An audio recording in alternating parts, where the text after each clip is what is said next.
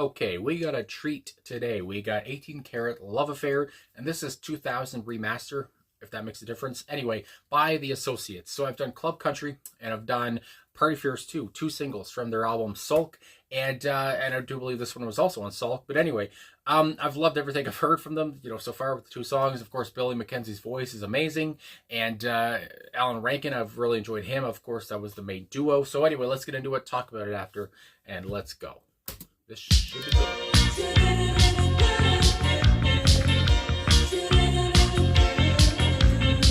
Jumpy.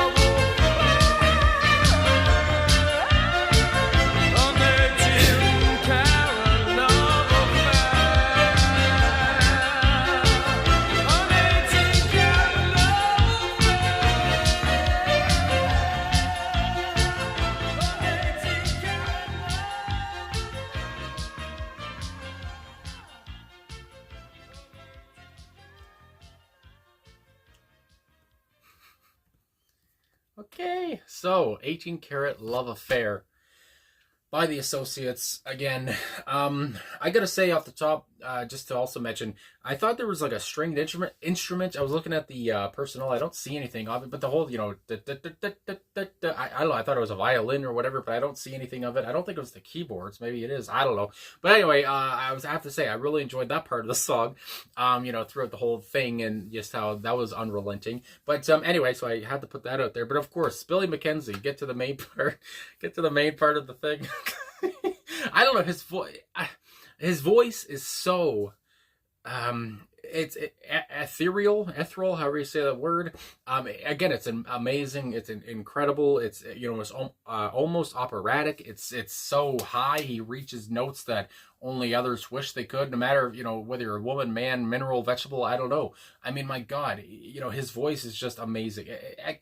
Again, the notes he would reach here, and again, it's just like I feel like when they wrote the song. It's just like, okay, Billy, sing this line. It's like almost any line he sings, I don't feel like he could just give like a normal, I don't know, monotoned, feeling to it. He just has to go to a higher register. And, that's just how he sings. And again, there's like a vulnerability to it, I would say, obviously, and again, it's just he goes to such high places, and at points there again, I'm rolling my eyes and all that stuff, but it's just what his voice does to me, especially with the headphones on and with the music loud.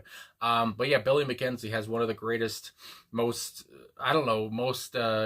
moving voices I've ever heard, through this channel, and I've only heard 3 songs now, but his voice is just great. I mean, you can't say it enough. I just love it. And again, obviously Billy had not the best life, of course, especially mentally. I know he lost his mom. I got to mention that again. He lost his mom. He went through depression, and then of course he died by suicide. And again, he was a beautiful person, inside and out. Again, his voice is just perfect for this band, for this pop duo, whatever you want to say, new wave and all that stuff. And yeah, it's just great. So anyway, but yeah, and again, Alan Rankine, of course, who was another big part of the band, who was on guitar and keyboards here.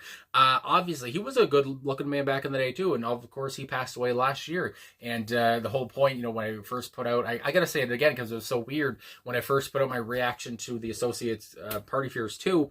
The day I put it out, I think, is the day he passed away, and I was like, what the hell? So anyway, but of course, Alan Rankine was a big part of this too. Great keyboard, obviously, great guitar work as well, and he just lets Billy's voice, do the work.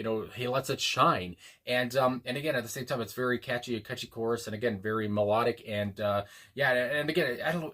There's a way you got to work around Billy's voice, of course. His voice is so unique, and I hate the word unique, but yes, his voice is so unique. So it's like you got to obviously play a different way because you got to work around it, like I said. So anyway, I just love, obviously they had great chemistry, and yeah. So anyway, and I might as well talk about some other people I see here. Like I said, Alan Rankine there, vocals, yes, Billy Mackenzie, bass guitar, Michael Dempsey, drums, Stephen Golding, I would say, and of course Martha Ladley. Of course, I know from Martha and the Muffins is on backing vocals on this one. Obviously, I could hear a woman there, and I guess it was Martha, so that's very nice to know too. And I do believe somebody commented that on a video of mine from the Associates, because I did do it in Martha and the Muffins reaction. But anyway, I mean, goddamn, you could see my reaction, you could see my looks I was giving. It was just beautiful. What a beautiful track. And obviously the track, I guess, itself with the lyrics is not really beautiful. We're talking about a love affair here, and the whole 18 karat love affair. I don't know if that's, I searched up actually, 18 karat love affair meaning, and all I got was the song. So I don't know if that means, if there's a certain, 18 karat love affair that actually had a meaning, or if he's just talking about how this woman, whatever he's fooling around with. It doesn't have to be a woman, I guess, but anyway, this person he's fooling around with, and when you think about that, Billy fooling around with somebody, if you found out, you were married to somebody, and you found out they were cheating on you with Billy, I feel like you would just say, oh, I get it. Because goddamn, I mean, look at him. He was a looker, and his voice, I mean, he could just sing you a song, and I feel like you'd be fine with him. But anyway, yeah, I just had to say, though, the love affair part, obviously, we're talking about that. And, again, love affairs are not always the greatest. Obviously, it can ruin a marriage, I would say. And, it's not, I guess, good to do. But anyway, here, I love the way they go about it, and how, I don't know, I just kind of found it humorous at times. And, how he talked about, my wife or whatever, somebody found, your clothing, or whatever he said, and I had to make a lie about it. I don't know. He's just really going deep into it, and, you can tell the story here. You can get the picture, it's very, you can visualize it in your mind of what's going on in the scene. So anyway, I guess we'll get into the the music here now, or the lyrics, I should say. My God, so with the first verse, I told you not to meet me here. So off the bat, he's scolding this person and saying, no, you're not supposed to be here. We can't be seen. We're going to give hints. We're going to be found out about. Anyway, I can't be seen with you whispering in my ear. Of course, when somebody's whispering in your ear, and it's not your actual significant other, there might be questions. I don't mind holding hands, but not in front of company. My goodness, it's not the right thing to do around here, baby. And again, the way he says baby, your heart just melts. Anyway, next weekend we'll be on our own. So again, we're looking forward to this next weekend when we can be together. no one's around, and we can just go all out and party with each other, you know, my God, and rock the boat. And we can spend some time together all alone. So, I mean, you can kind of figure out what they might do with that time. But if she knew what I was doing, again, I guess his wife, obviously, if she knew what I was doing, she'd throw the ring back in my face, and for good reason. An 18 karat love affair. And maybe, I guess now looking, maybe the ring has the 18 carats on it. And, you know, that's the whole point. It's an 18 carat, you know, because of the ring, love affair. So I like how they kind of put that together, you know, before and after. A little bit of Wheel of Fortune going on here. Anyway, I just made that connection now. Would then be stamped repair. And again, you know, yeah, that ring would have to be repaired, and the relationship probably wouldn't be able to be repaired. Anyway, so we can't be seen in this place. So again, I guess this person he's having the affair with is getting a little bit too bold for him. God damn. Love affair, an 18 karat love affair. Again, I guess that's a whole reference to the ring that he gave his wife when they got married. I don't know which side I'm on. Again, you know, and I guess that's a real thing that people in love affairs have. You know, a dilemma they face. Do they want to, you know, go with this person and, you know, and get divorced with whoever? You know, again, you have these problems, obviously. I mean, I've never been in that position. I've never been married, for God's sakes, anyway. But my friend John said not to care. And I don't know, I guess that's just, you know, a random guy, his random friend named John, and he says, who gives a hell? You know, whatever. I was going to say the F word, but let's not. We go on. Yeah, my friend John said not to care. So John doesn't give a hoot, my God. Love affair, an 18 karat love affair. She might write to Evelyn home, and if left alone and in despair. So she might write to Evelyn home. I don't know what that is, but anyway, if left alone and in despair. So I don't know, Evelyn home, the way that's put. You know, I was thinking, is that his daughter or something, or his wife's name? But the way it says to Evelyn home, you know, whatever that may be. She might start suspecting things, start writing to people. Anyway, please don't leave any clues around. The last time and then ... I like, you know, the last time we perhaps had sex, whatever, but he's not going to say it. She found some lipstick on the ground. I said an Avon girl had called, free samples on display. She left her card, but I threw it away. So again, he's making up excuses. You know, what's this lipstick on the ground? And you know, obviously it's from his other person there that he's fooling around with. But of course, you can't say that to your wife. But if she knew what I was doing, she'd throw the ring back in my face. Again, warranted. An 18 karat love affair would then be stamped repair. Again, everything would have to be repaired. So we can't be seen in this place. And then we go into the chorus one more time. And again, I wasn't really paying attention, I guess, to the whole words there. That's why I kind of made some connections, you know, during the reading. And I guess that's the point of the whole point of going through lyrics, because I was just kind of so infatuated with, just like Billy was infatuated with his other lover here, and how his lover was infatuated with him.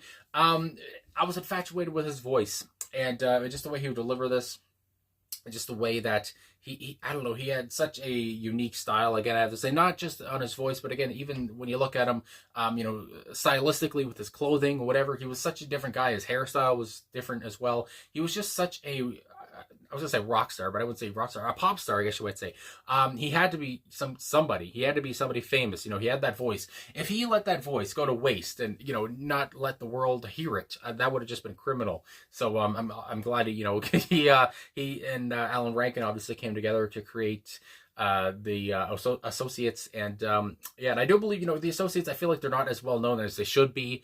But obviously people who do know who they are, I mean, you guys can just hear that and feel that that feeling that Billy gives you, and again that Alan gives you as well. You know, you can't leave Alan out, but of course Billy's voice is just the whole point of it. But anyway, overall, hold on, I had to pause to clear my throat, but I'm almost done. Anyway, a jumpy song, and a bouncy kind of, you know, feeling, almost synth kind of new waves feeling here, obviously. Thumping bass out of the state too. And yeah, again, I love the whole, I don't know what that instrument is. Again, it felt like some kind of string, but I don't see it. So anyway, maybe it's probably shown in one of the live performances. I would probably know. But anyway, yeah, I just love how catchy it was, obviously, and Billy's beautiful voice. So that's all I can say. I mean, my God. And again, how upbeat it was. For a song about a love affair, it was upbeat as hell. So anyway, thanks for watching. Thanks for liking, subscribing, commenting, all the stuff. Really appreciate all the support. And I'll talk to you guys again soon.